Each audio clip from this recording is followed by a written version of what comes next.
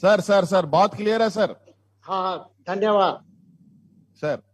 माननीय मुख्यमंत्री जी सहित सभी उपस्थित अधिकारियों को मेरा नमस्कार। सभी सांसद, मंत्री, विधायक सभी को नमस्कार।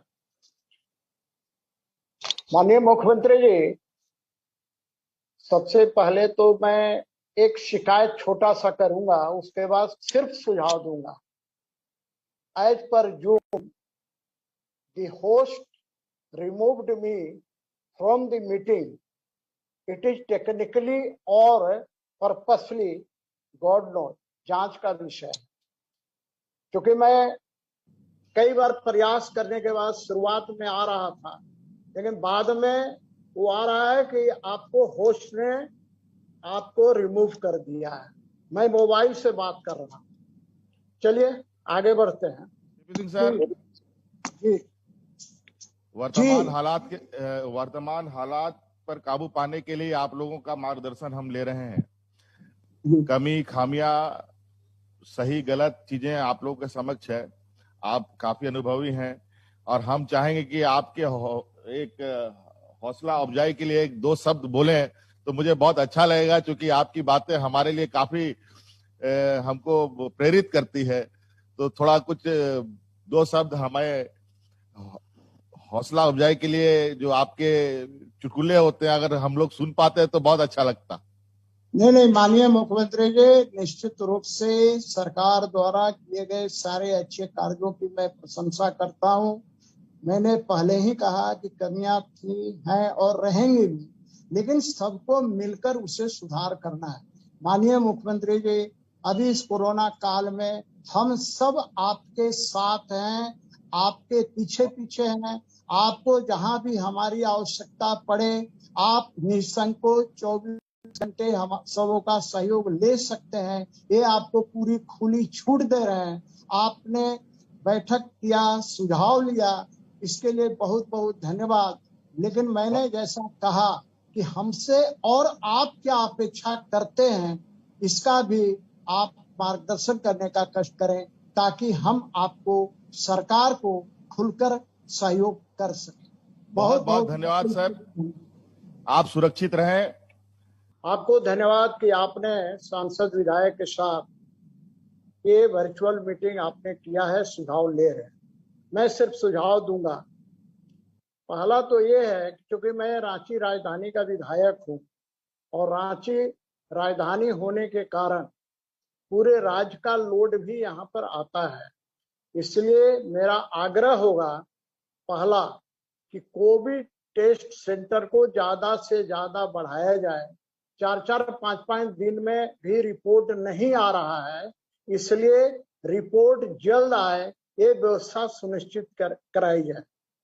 दूसरा, एम्बुलेंस के बारे में आपने रेट तय किया है, लेकिन एम्बुलेंस में आज भी उसका पालन लोग नहीं कर रहे हैं। रिम्स से बिरसा चौक तक के लिए 4,000 रुपया का डिमांड कर रहे हैं। वैसे मैंने अपनी ओर से 2 एम्बुलेंस 24x7 निःशुल्क सेवा प्रारंभ किया है, जिसमें किसी को 1 पैसे देने की जरूरत नहीं पड़ती है, लेकिन ये नाकामी है। तीसरा है, प्राइवेट अस्पतालों में जहां पर इतने पैसे लिए जा रहे हैं, आपने रेट तय किया है, लेकिन अलग अलग ढंग से, जैसे स्कूलों में फीस के बाद प्यूपिल फंड, बिल्डिंग फंड, ये फंड, उसी प्रकार प्राइवेट हॉस्पिटलों में ये पैसे लिए जा रहे हैं। मेरा आग्रह होगा कि गरीब लोगों को वहां पर निःशुल्क उनका इलाज की व्यवस्था कराई जाए। रांची में चूंकि लोड ज्यादा है, मैंने जैसा बताया, ग्रामीण क्षेत्र से भी लोग आ रहे हैं, दूसरे जिलों के भी लोग आ रहे हैं, इसलिए यहाँ पर वेंटिलेटर एवं आईसीयू बेड बढ़ाई जाए। पांचवा, 2 प्रकार की दवा जिसकी चर्चा अभी बाजार में है, रेमडेसिविर और टोसिलीजुमाब। ये 2 इंजेक्शन ऐसे हैं जिसको डॉक्टर लिखते हैं, जब अवेलेबल ही नहीं है तो डॉक्टर पर्ची क्यों पकड़ाते हैं, ये समझ से परे है। कम से कम ये आदेश दिया जाए कि इसके बदला कोई सब्स्टिट्यूट इंजेक्शन लगाए, न कि उसको पर्ची पकड़ा दे और वो पर्ची लेकर बाजार में घूमते रहे और सांसद विधायक के पास पैरवी करते रहे। छठा, गैस सिलेंडर की व्यवस्था ज्यादा से ज्यादा बढ़ाने की जरूरत है। हम लोगों ने भी प्रयास किया है, लेकिन वो भी ऊंट के मुंह में जीरा के समान है। तो गैस सिलेंडर की और भी व्यवस्था ज्यादा से ज्यादा हो। सातवां है कि वैसे परिवार जिसमें एकमात्र व्यक्ति कमाने वाला था और वो काल कलवित हो गया, वैसे व्यक्ति की मृत्यु के पश्चात उसके परिवार को आर्थिक सहायता देने का कृपा किया जाए। आठवां, डायलिसिस के लिए अलग सेंटर बनाए जाए। ये बहुत महत्वपूर्ण बात मैं बता रहा हूं कि डायलिसिस के लिए बड़ा प्रॉब्लम हो रहा है। डायलिसिस कराने वाले लोग उसी हॉस्पिटल में जा रहे हैं, क्योंकि डायलिसिस चूंकि वहां पर अलग से लगा, वहीं पर मरीज को लगा हुआ है, जिसके लिए बाहर के लोग, जिसको सिर्फ डायलिसिस कराना है, उसको कठिनाई हो रही है। इसलिए डायलिसिस का अलग सेंटर बनाने का कष्ट किया जाए।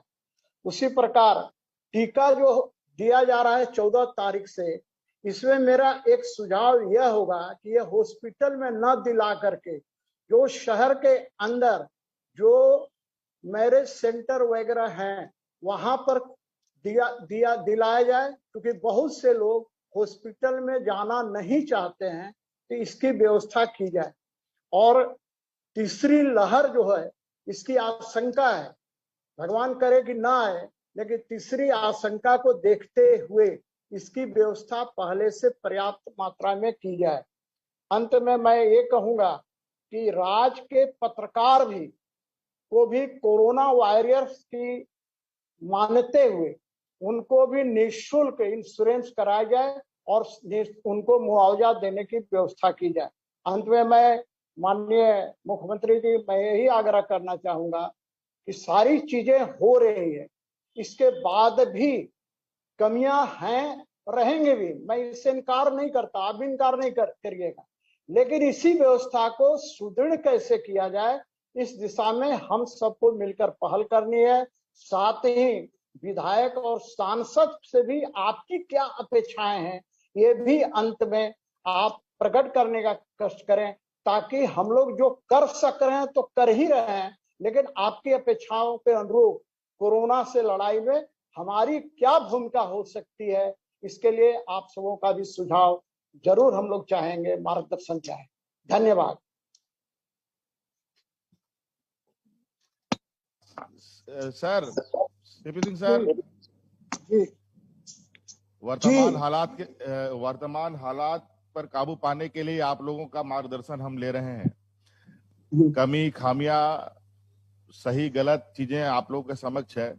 आप काफी अनुभवी हैं और हम चाहेंगे कि आपके एक हौसला अफजाई के लिए एक दो शब्द बोलें तो मुझे बहुत अच्छा लगेगा, क्योंकि आपकी बातें हमारे लिए काफी हमको प्रेरित करती है।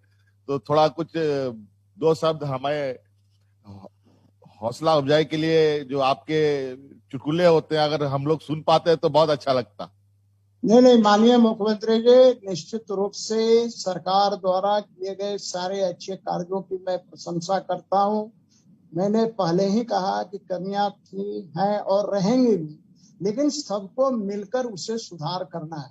माननीय मुख्यमंत्री जी, अभी इस कोरोना काल में हम सब आपके साथ हैं, आपके पीछे हैं। आपको जहां भी हमारी आवश्यकता पड़े, आप निसंकोच 24 घंटे हम सबों का सहयोग ले सकते हैं। ये आपको पूरी खुली छूट दे रहे हैं।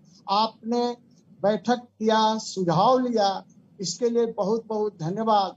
लेकिन मैंने जैसा कहा कि हमसे और आप क्या अपेक्षा करते हैं, इसका भी आप मार्गदर्शन करने का कष्ट करें, ताकि हम आपको, सरकार को खुलकर सहयोग कर सकें। बहुत बहुत धन्यवाद सर। आप सुरक्षित रहें सर।